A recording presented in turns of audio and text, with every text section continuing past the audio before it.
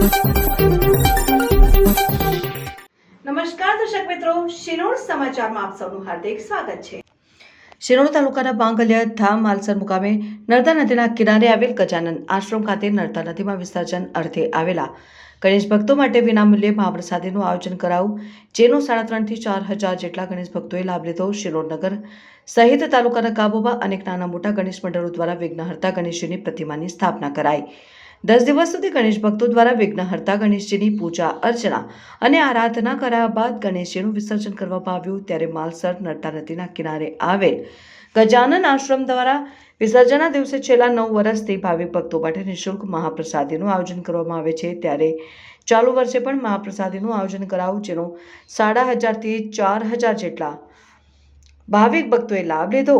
આ ઉપરાંત ગજાનન આશ્રમ ખાતે ગણેશ યજ્ઞ અને લક્ષ્મી યજ્ઞનું પણ આયોજન કરાયું। યજ્ઞમાં મોટી સંખ્યામાં ભાવિક ભક્તો ઉપસ્થિત રહી ધન્યતા અનુભવી હતી।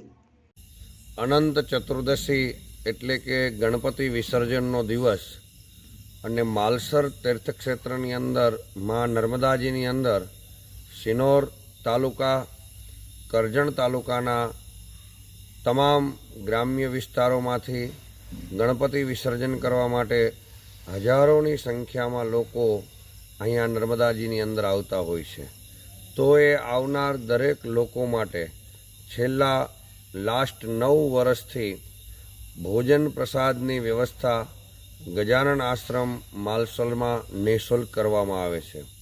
એ જ પરંપરાને અનુસરીને આજે 17/9/2024ના ગણપતિ વિસર્જનના દિવસે 3.5 થી 4,000 લોકોને મહાપ્રસાદ આપવામાં આવ્યો ગજાનન આશ્રમ તરફથી।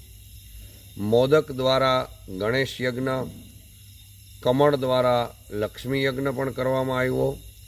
યજ્ઞનો લાભ, મહાપ્રસાદનો લાભ શિનોર તાલુકા, કરજણ તાલુકાના અનેક ગામોના લોકોએ લીધો અને આવનાર સમયની અંદર પણ જ્યારે પણ ગણપતિ વિસર્જન હોય કે કોઈ પણ કુદરતી આપદા હોય ત્યારે ગજાનન આશ્રમ માલસર હંમેશાને માટે શિનોર તાલુકા અને ગ્રામ્ય વિસ્તારની સાથે છે।